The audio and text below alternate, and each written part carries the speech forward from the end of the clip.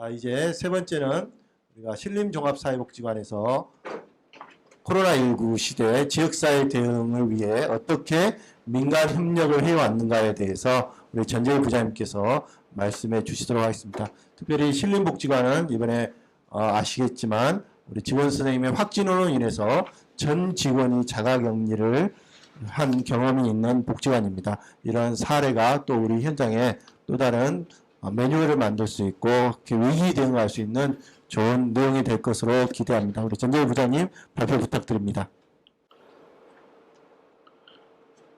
네, 안녕하세요. 신림종합사회복지관의 전재일입니다.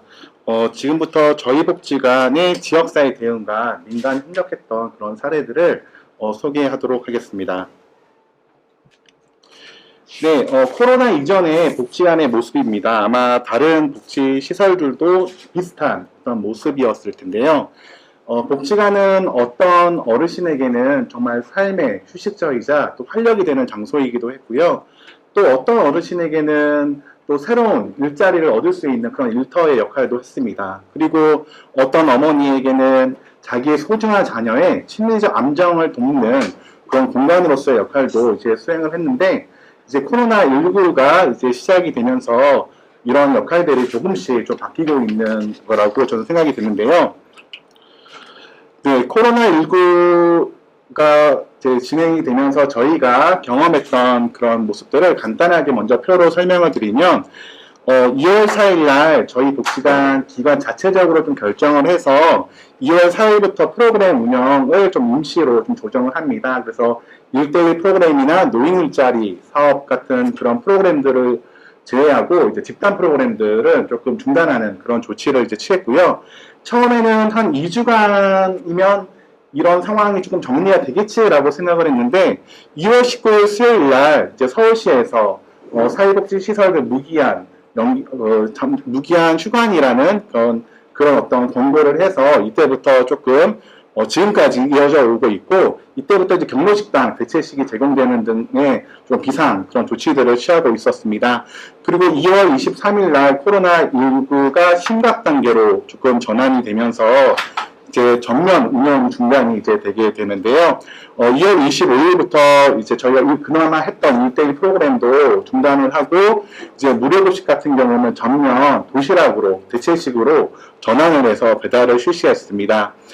이게 또 계속 장기화되면서 조금 문제들이 생겼는데요. 4월 3일 날 사회복지관들이 많이 건의를 해서 이제 장애인 발달 지원 서비스는 뭔가 계속 지연됐을 경우 문제들이 많이 발생해서 좀 건의를 했고요.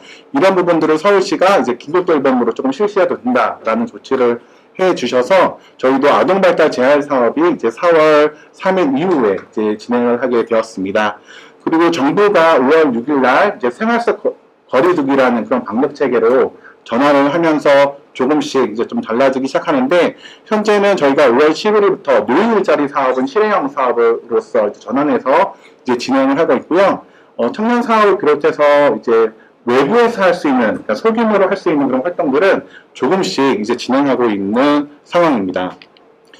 네, 정부가 코로나19 관련해가지고 현재 대응 지침을 사회복지관에 한 5번에 걸쳐서 대응 지침을 내렸는데, 그 대응 지침을 토대로 저희도 내부 지침을 마련해서 실시를 하고 있고요. 그 중에서 일부 소개를 드리면, 직원의 사회적 거리두기 복무 관리에 대한 부분들을 좀 강조를 했어요. 그래서 잠깐 예를 들면, 점심 식사 시간에 사실 외부 식당에 나가는 경우도 있지만, 이 코로나19 이후에는 사실 외부 식당을 가급적 나가지 않도록 권고를 하고 있고요. 이런 것들이 나중에 저희가 확진자가 발생했었을 때 외부 식당에서 굉장히 전화가 많이 왔었어요. 우리 식당 언제 이용했었냐, 이런 것들에 대한 문의가 많이 왔었는데, 저희는 이런 부분을 초기부터 조금 조심스럽게 대응을 해서 좀 지역사회 확산을 되지 않는 그런 상황들을 만들었고요. 그리고 혼잡 시간 대중교통 회피나 이런 것들을 위해서 유연근무제를 지금까지 직원들이 사용을 하고 있습니다. 그리고 생활속 거리두기가 전환이 생활속 거리두기를 준비하면서도 역시 단계별로 이제 프로그램을 어떻게 운영할 것인가, 어떤 상황에서 어떻게 운영할 것인지에 대한 고민하고 이런 지침들을 만들어냈는데요.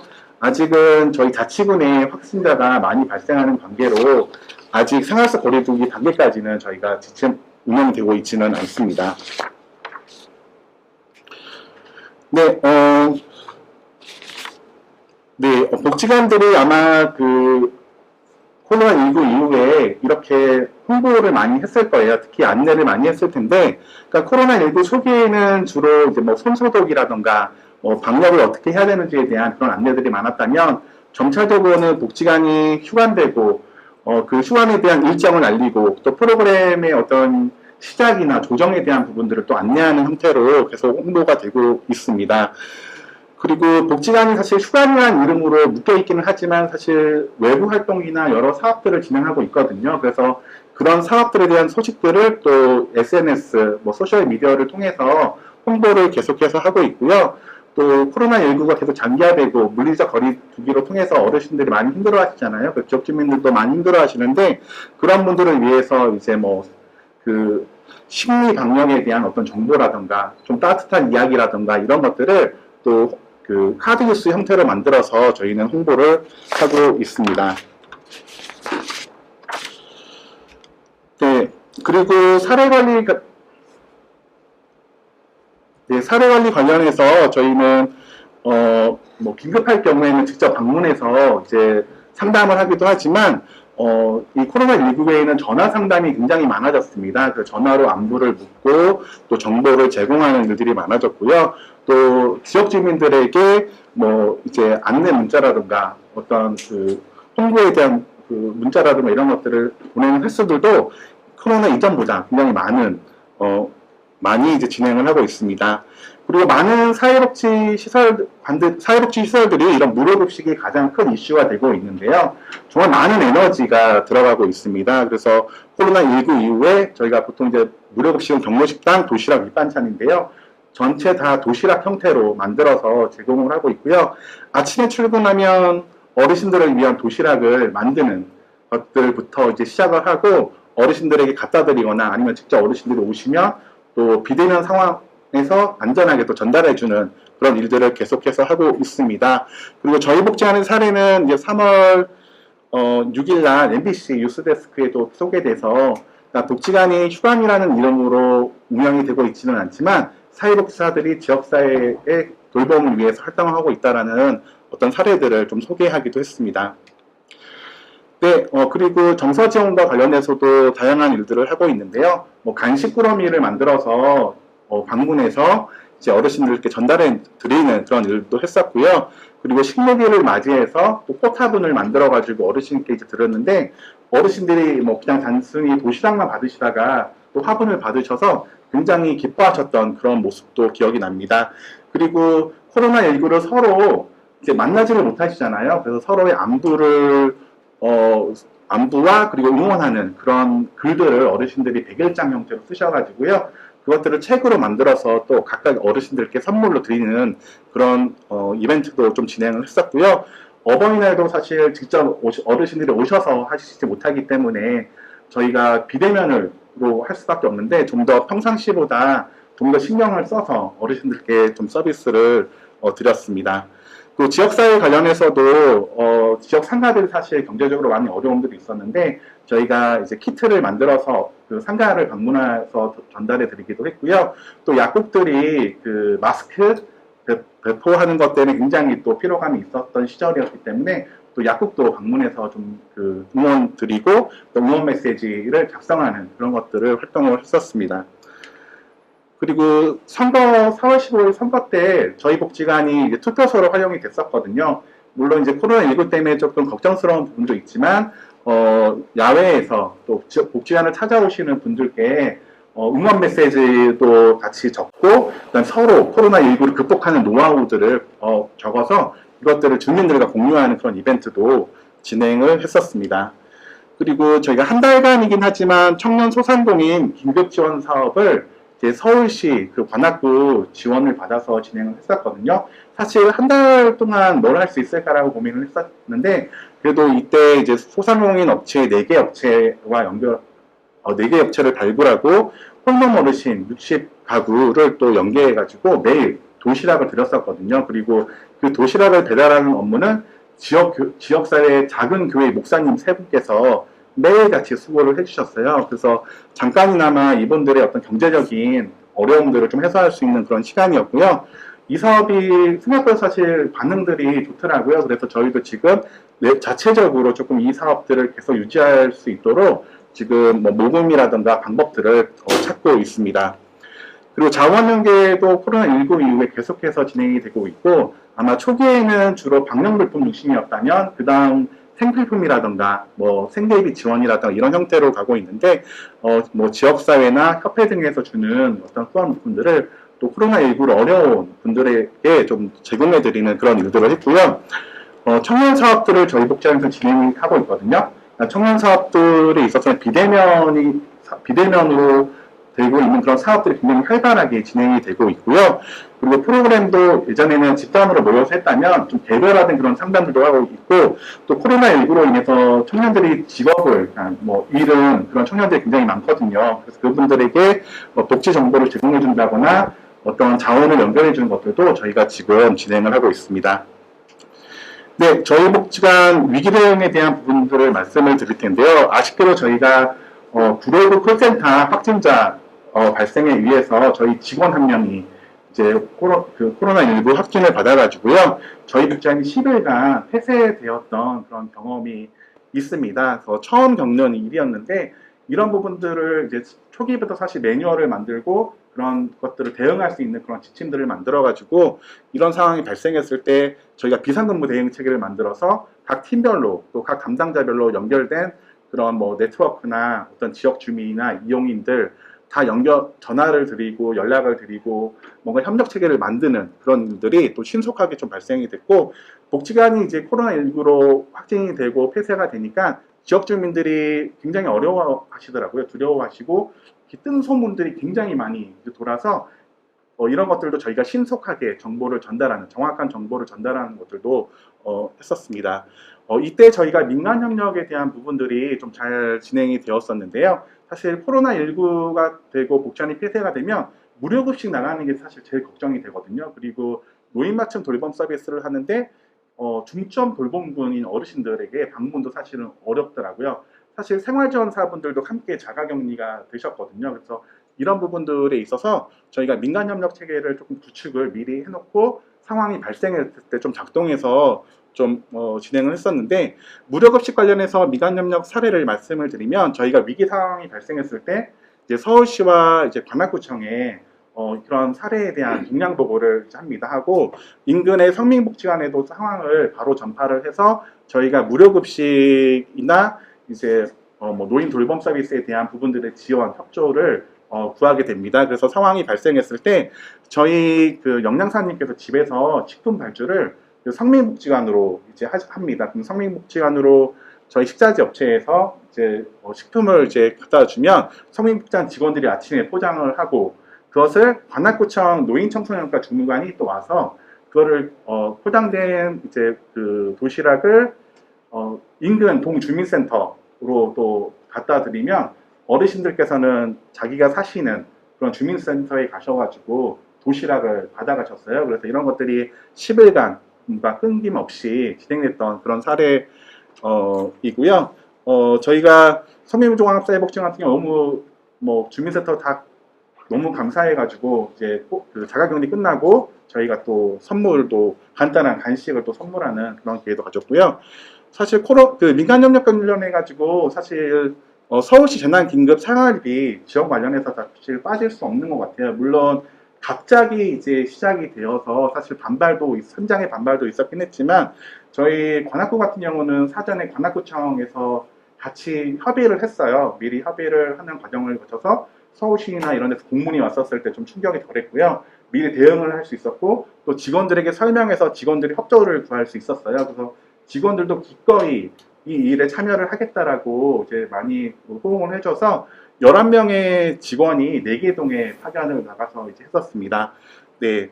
그리고 이 일을 통해 가지고 저희 직원들은 동주민센터와 사회복지 공무원들의 고충을 이해할 수 있었던 그런 시간이었다라는 소감도 남겼었고요. 정말 지역 주민들을 만나서 많은 이야기를 할 수 있었던 시간이었다라는 걸로 조금 소감을 나누었고, 관악구 사회복지행정연구회에서 너무 감사하다고 이 파견 나갔던 기관들의 또 답례 떡을 같이 선물해서 좀 너무 감사했던 그런 경험도 있습니다.